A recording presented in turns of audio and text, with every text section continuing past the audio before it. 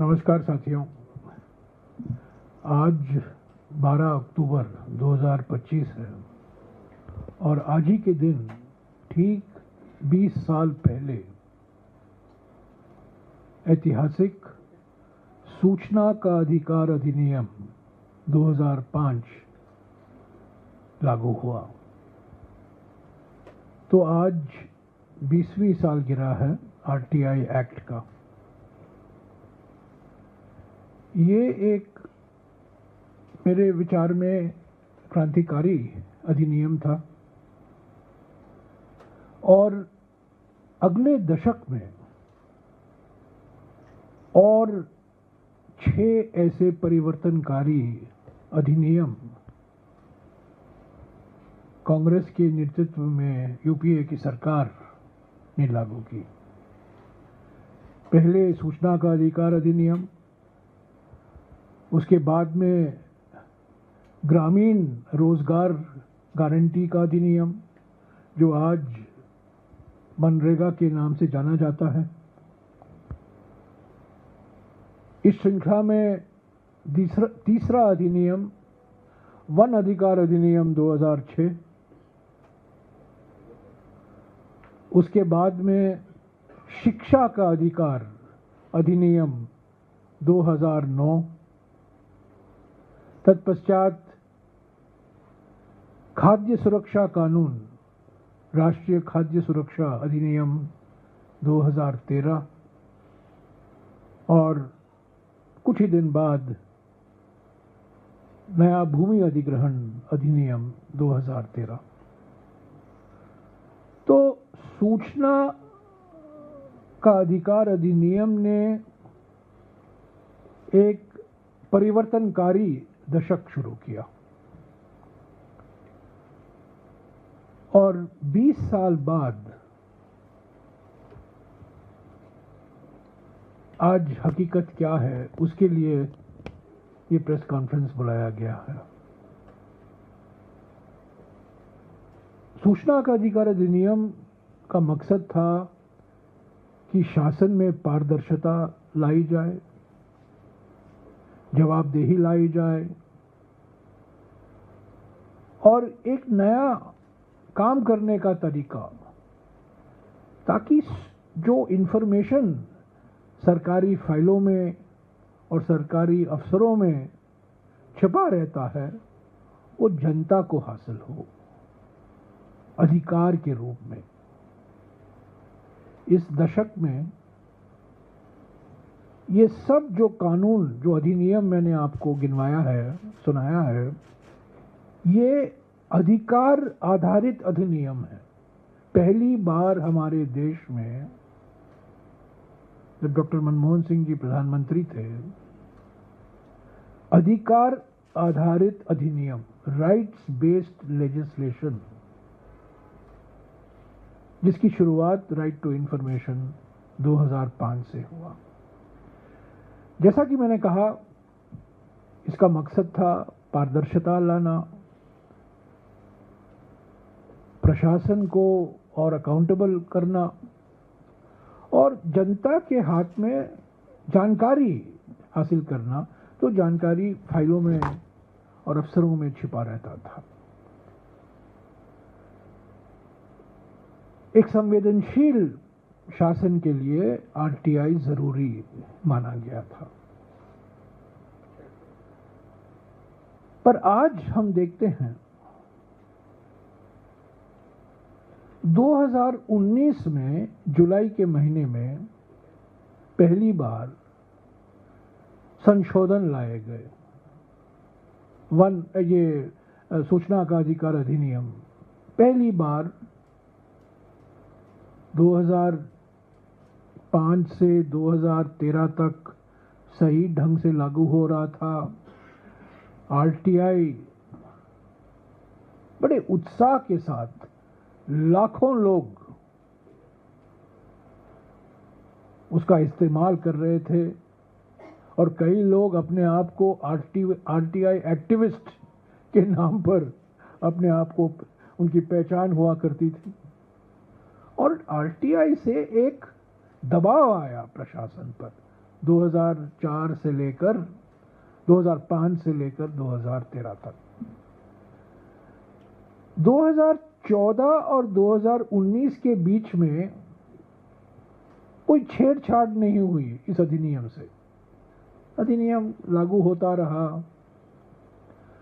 पर 2019 जुलाई के महीने में पहली बार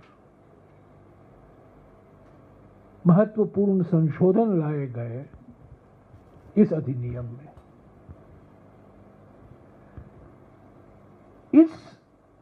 इन संशोधनों का मकसद था कि जो अधिकार दिए गए हैं कानून द्वारा सेंट्रल इंफॉर्मेशन कमीशन को, और जो अधिनियम बनाया गया उसको और कमजोर करें।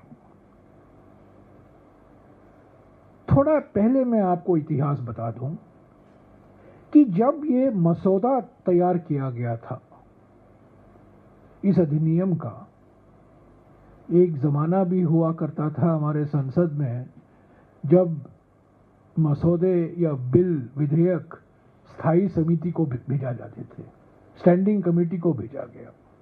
आजकल वो जमाना गया, पर ये right to information bill standing committee को भेजा गया। स्टैंडिंग कमेटी ने कई महत्वपूर्ण सिफारिशें दी, और आपको आश्चर्य होगा कि मनमोहन सिंह जी की सरकार ने सारे संशोधन जो स्थायी समिति के सिफारिशें थी वो मान ली, और जब कानून पारित हुआ सर्वसम्मति से लोकसभा में और राज्यसभा में, वो बिल जो पारित हुआ, वो जो स्टैंडिंग कमेटी ने संशोधन की मांग की थी, उन संशोधनों के बाद ही वो पारित हुआ। पर 2019 जुलाई में जब संशोधन लाए गए मोदी सरकार द्वारा, जो संशोधन स्थायी कमेटी ने बताई थी उसको नकारा। और मैं आपको बताना चाहता हूं, आश्चर्य की बात है कि उस स्थायी समिति के सदस्य कौन कौन थे। बीजेपी से लोकसभा में प्रोफेसर विजय कुमार मल्होत्रा, बड़े वरिष्ठ नेता, श्रीमती किरण महेश्वरी, श्री हरिन पाठक, गुजरात के एक वरिष्ठ सांसद, और ब्रिजेश पाठक जो आज उत्तर प्रदेश के उप मुख्यमंत्री हैं। ये लोकसभा से इस स्टैंडिंग कमेटी के सदस्य थे। और राज्यसभा में देखिए कौन कौन लोग इस समिति के सदस्य थे। बाल आप्टे, वो बड़े वरिष्ठ बीजेपी के नेता थे। और सबसे महत्वपूर्ण बात, एक और सांसद जो इस समिति के सदस्य थे, सम्मानित रामनाथ कोविंद जी, जो हमारे देश के राष्ट्रपति बने, वो इस स्टैंडिंग कमेटी के सदस्य थे, जिन्होंने उस बिल जब पेश किया गया था मनमोहन सिंह जी की सरकार द्वारा, उस बिल में संशोधन करने की सिफारिश की थी। और 2019 को मोदी सरकार ने रामनाथ कोविंद वाली सदस्य की समिति के संशोधनों को निकाला। तो पहला धक्का आरटीआई को जुलाई 2019 को मिला। क्यों मिला? मोदी सरकार संशोधन क्यों लाए? तब तक ठीक चल रहा था। राइट टू इंफॉर्मेशन एक्ट सारी जगह चर्चा हुआ करती थी, अखबारों में कई पत्रकारों को जानकारी मिल रही थी। आरटीआई आपको अफसर लोग या मंत्री लोग जानकारी नहीं देते थे, आप लोग आरटीआई लगाते थे। और आरटीआई द्वारा कितने अखबारों में समाचार छपे हैं, टीवी चैनलों में समाचार आया है, आरटीआई द्वारा। पर क्यों संशोधन लाए मोदी सरकार? 5 कारण थे। पहला कारण यह था कि आरटीआई जो इंफॉर्मेशन कमीशन है, सेंट्रल इंफॉर्मेशन कमीशन के मुखिया है, जो सीआईसी है, उन्होंने एक निर्णय दिया कि प्रधानमंत्री के तथाकथित degree MA in entire political science की जानकारी हासिल होनी चाहिए। उन्होंने तो एक सनसनीखेज निर्णय था ये। सीआईसी ने कहा कि प्रधानमंत्री के डिग्री की जानकारी जो मांग रहे हैं उनको देना जरूरी है। तो नाराजगी का पहला कारण पीएम की तथाकथित एमए एंटायर पॉलिटिकल साइंस की डिग्री। दूसरा कारण, प्रधानमंत्री ने कई बार ये दावा किया कि करोड़ों लोगों का राशन कार्ड फर्जी राशन कार्ड है, बोगस राशन कार्ड है। तो आरटीआई से जब जानकारी आई तो ये पता चला कि जो ये प्रधानमंत्री के दावे हैं ये गलत हैं।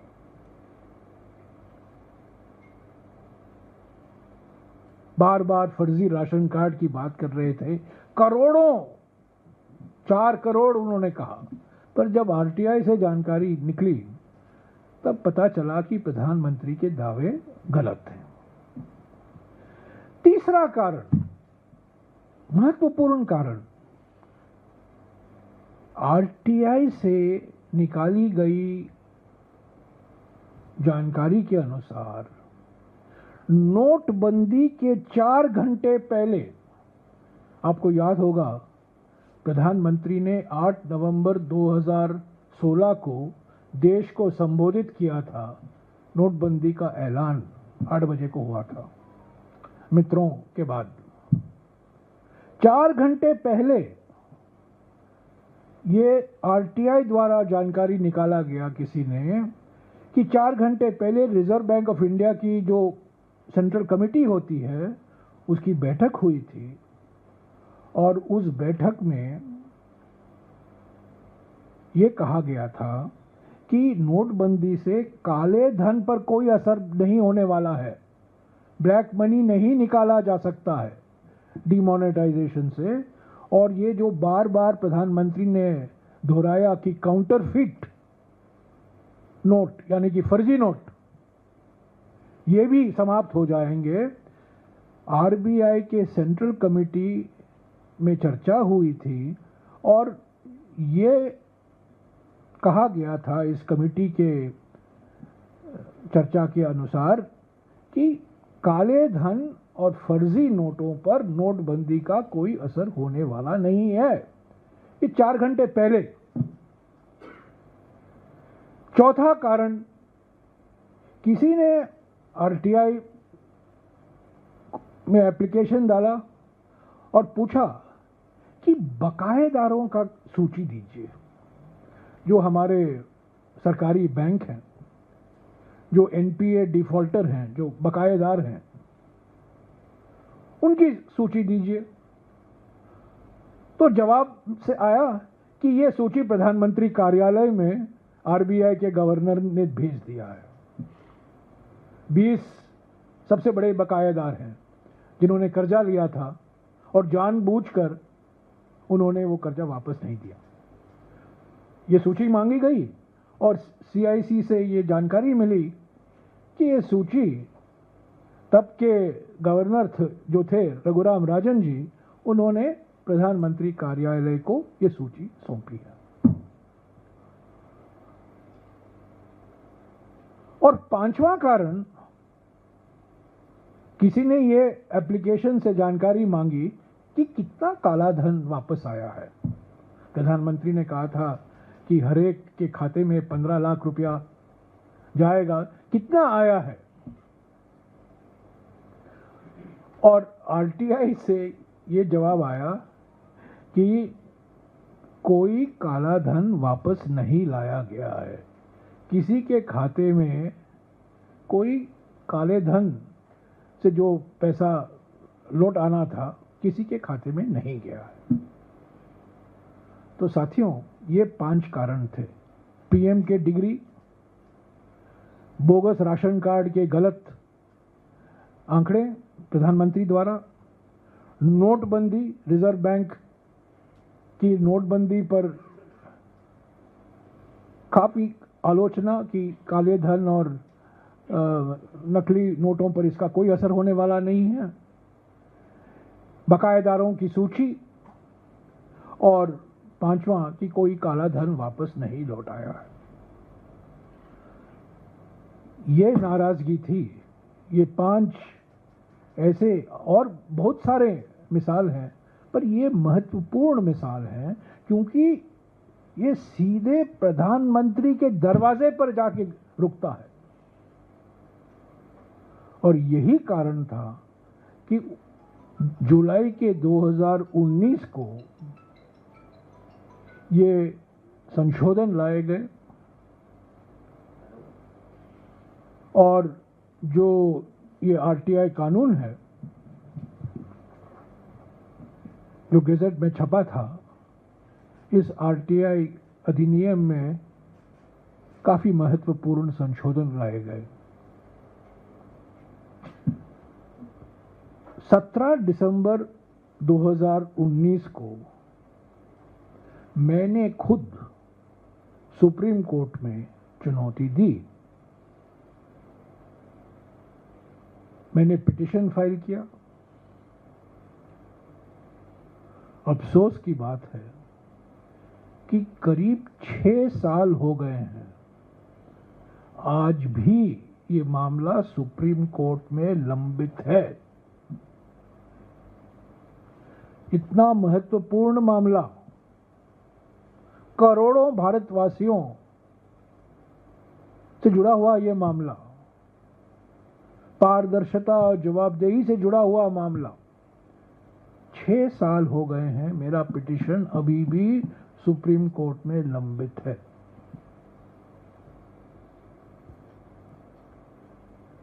तो 2019 के संशोधनों के बाद एक बिल्कुल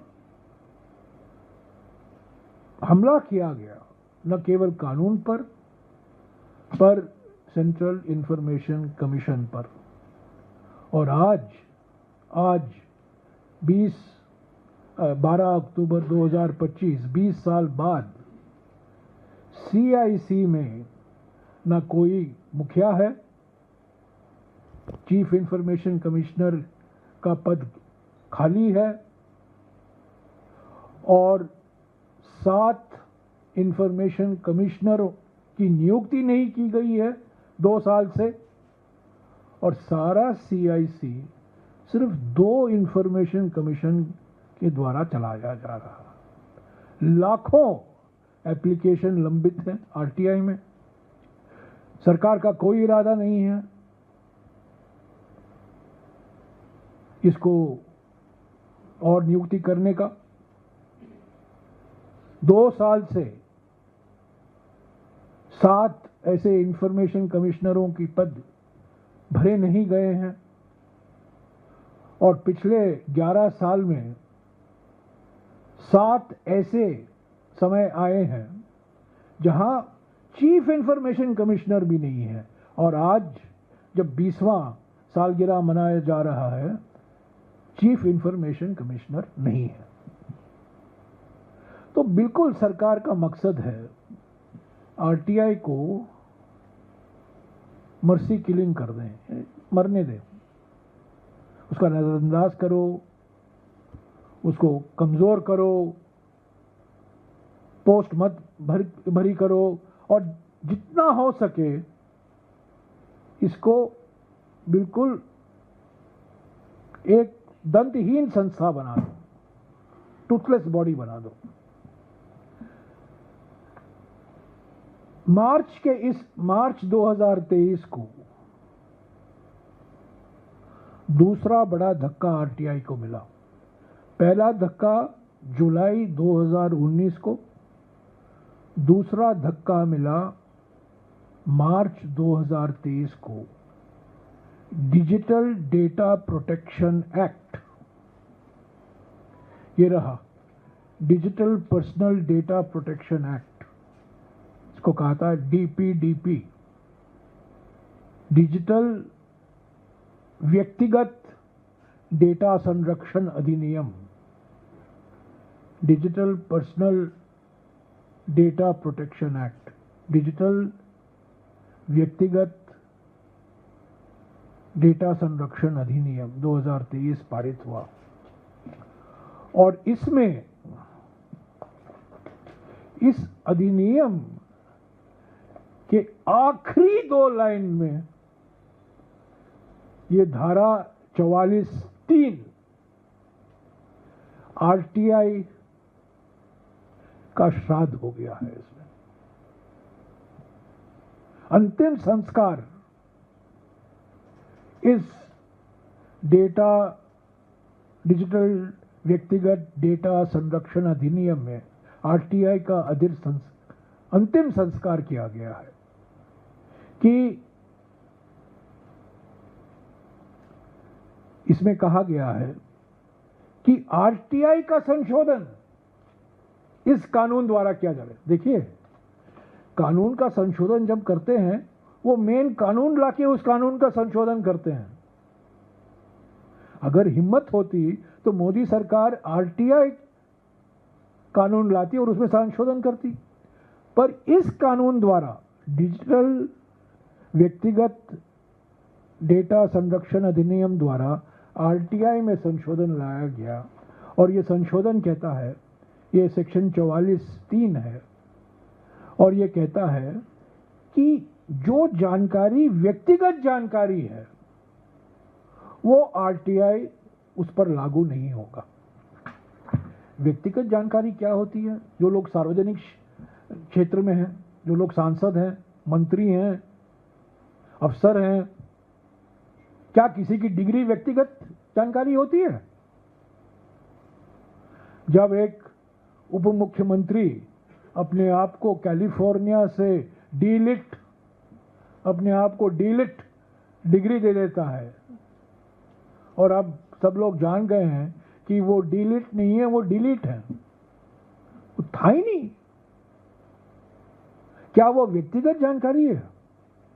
क्या जो मंत्री हैं, जो अफसर हैं, जो सांसद हैं, जो विधायक हैं, जो सार्वजनिक क्षेत्र में काम करते हैं, पब्लिक सर्वेंट्स हैं, क्या किसी उनकी शिक्षा के बारे में, उनके पृष्ठभूमि के बारे में, उनके काम के बारे में?